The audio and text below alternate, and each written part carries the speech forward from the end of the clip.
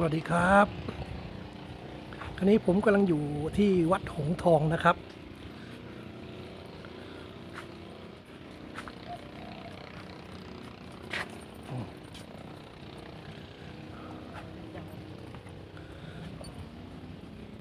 วัดหงส์ทอง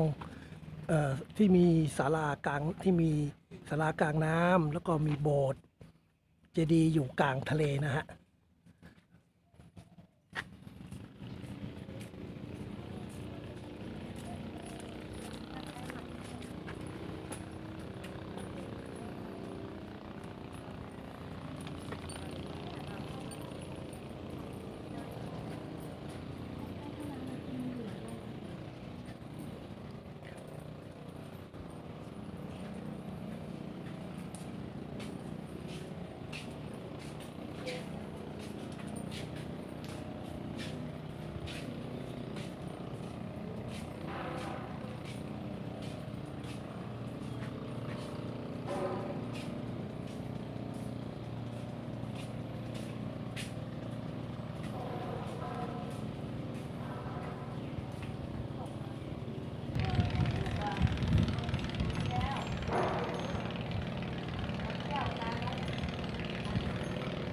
ครับโบสถ์อยู่กลางทะเลเลยนะครับเนี่ย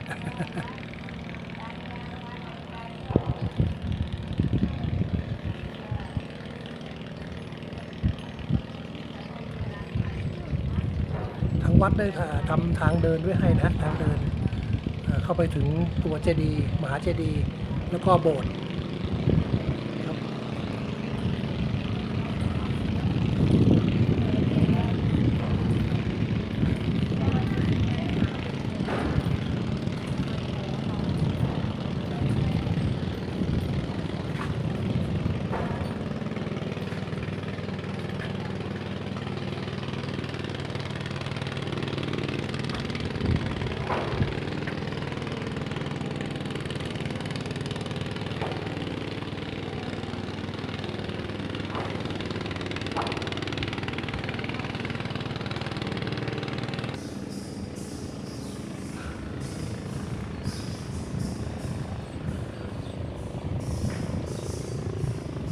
นี่คือโบสถ์ของวัดหงส์ทองนะครับ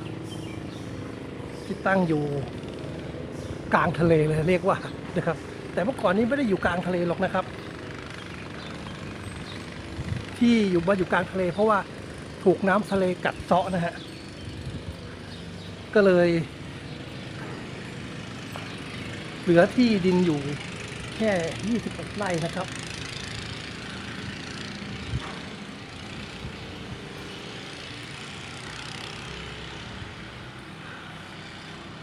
อันนี้ภายในโบสถ์นะโบสถ์กลางทะเลของวัดหงส์ทองครับนะครับ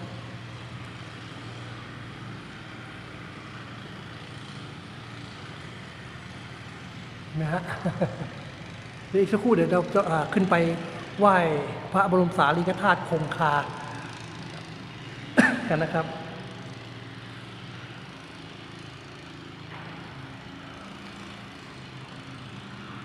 ประวัติของวัดหงส์ทองนี่ต้องย้อนไปเมื่อสมัยแรกเริ่มที่หลวงปู่ปานนะหลวงปู่ปานวัดคลองด่านนะฮะได้ริเริ่มที่จะสร้างสำนักสงฆ์นะฮะแล้วก็มารวบรวมซื้อที่ดินที่บริเวณนี้นะฮะเพื่อสร้างสำนักสงฆ์โดยมีนายปาดนะฮะนายปาดซึ่งเป็นกำนันสมัยนี้นะฮะเมื่อสมัยนั้นนะฮะเป็นหัวเรี่ยวหัวแรงในการซื้อที่ดินนะจนเมื่อได้ที่ดินมาแล้วเนี่ยก็ได้สร้างวัดนะฮะโดยใช้ชื่อวัดโดยชื่อว่าวัดปฐมหลวงปู่ปานอุปถัมภ์นะท่านแรกในตอนแรกแต่ทางสำนักพุทธศาสนาแนะนำให้ใช้วัดหงส์ทองนะตามชื่อคลองนะจนตั้งแต่วันนั้นมาก็ได้สร้างวัดหงส์ทองมานะครับจนปีพ.ศ. 2526 เมื่อผู้ใหญ่ปานนะฮะมีอายุได้57 ปีก็ได้ตัดสินใจอุปสมบทบวชจากนั้นก็ออกธุดงค์เป็นเวลา6 ปีนะฮะแล้วเมื่อเจ้าอาวาสวัดหงส์ทององค์ก่อนนู้นนะฮะมรณภาพชาวบ้านก็ไปอัญเชิญหลวงพ่อปานนี่กลับมานะฮะจนมาเป็นเจ้าอาวาสจนปัจจุบันนี้นะฮะปัจจุบันนี้ท่านเป็นพระครูปรีชาประภาครพระอธิการปากนะฮะปกาโลเจ้าอาวาสจนปัจจุบันนี้นะครับ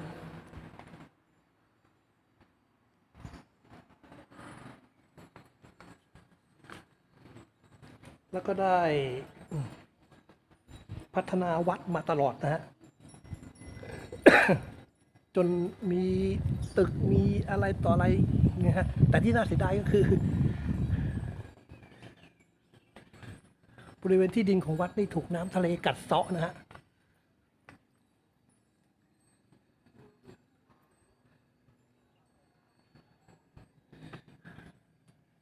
กัดเซาะไป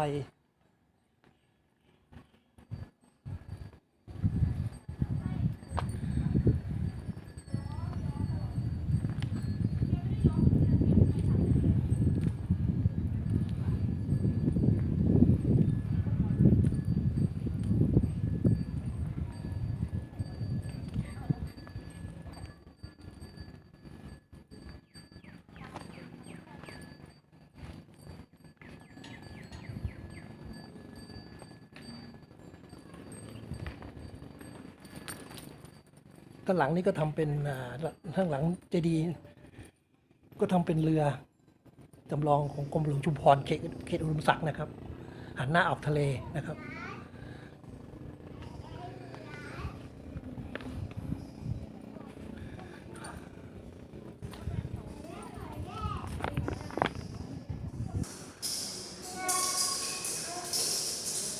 ตอนนี้ผมอยู่ที่บริเวณใต้ถุนมหาเจดีย์นะครับของวัดหงส์ทองนะฮะเดี๋ยวเราขึ้นไปบนมหาเจดีย์กันครับ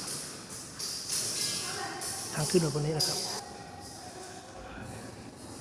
อันนี้ขึ้นมาบริเวณชั้น2ขององค์มหาเจดีย์นะครับมีพระแก้วมรกตนะฮะที่ชั้น2นี่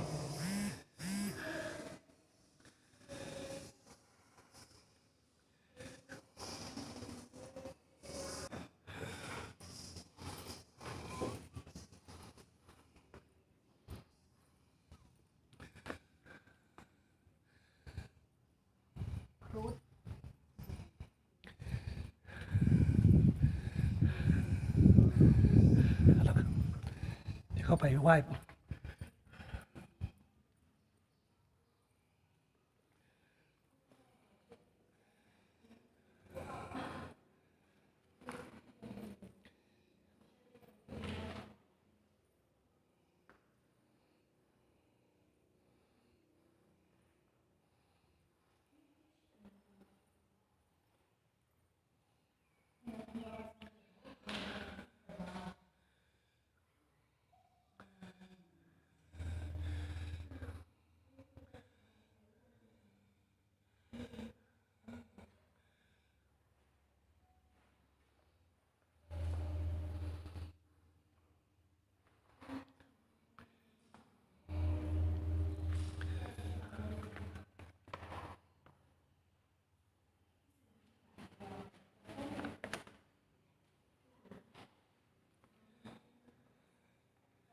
นี่คือตู้กระจกบรรจุพระบรมสารีริกธาตุนะครับบริเวณชั้น3สวยงามมากครับ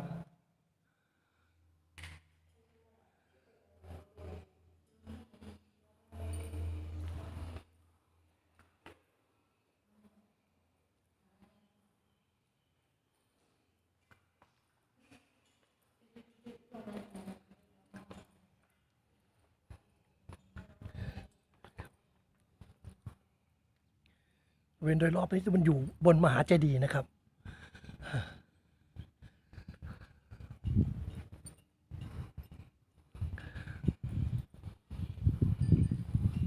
สวยงามมากครับวิวก็สวยนะครับแต่ก่อนวัดหงส์ทองนี่มีที่นะครับมีที่ดินอยู่ทั้งหมด21 ไร่นะครับ ตอนนี้เหลือเพียง8 ไร่นะครับ เพราะว่าน้ำทะเลซัดดินหายไปหมดนะฮะตอนนี้ก็เหลือ8 ไร่บริเวณตรงนี้ฮะจะเห็นแนวกั้นเขื่อนนั่นคือแนวของวัดนะฮะเป็นเพื่อขอเป็นดินนะฮะจากแนวนั้นอ่ะเป็นพื้นดินหมดเลยแต่ตอนนี้กลายเป็น วัดหงส์ทองนี่ทั้งโบสถ์ทั้งเจดีย์นี่มาอยู่กลางทะเลหมดเลยนะเพราะว่าถูกน้ำทะเลกัดเซาะเข้ามาเรื่อยๆหายไปถึง21 ไร่นะครับอันนี้มองเห็นภูเขาที่ชลบุรีชัดเจนนะฮะ วิวสวยงามครับ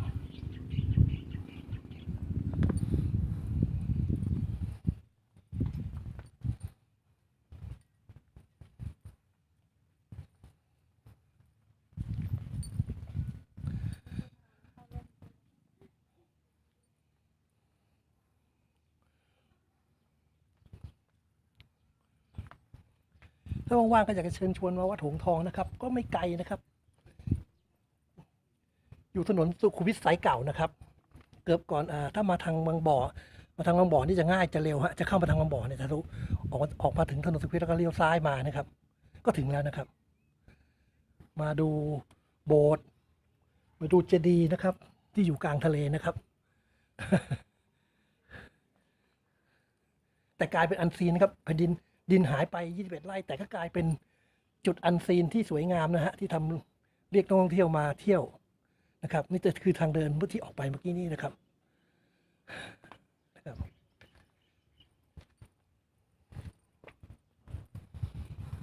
ับนี่ก็ให้ดูรอบๆบริเวณวัดหงส์ทองกลางโบสถ์กลางทะเลนะครับ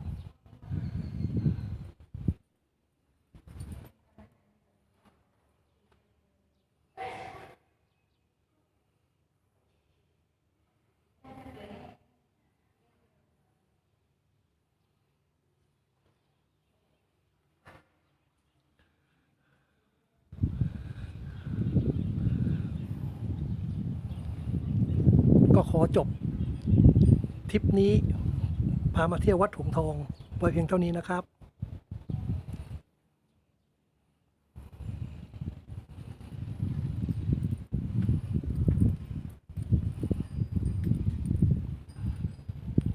พบกันใหม่ทริปหน้าครับสวัสดีครับ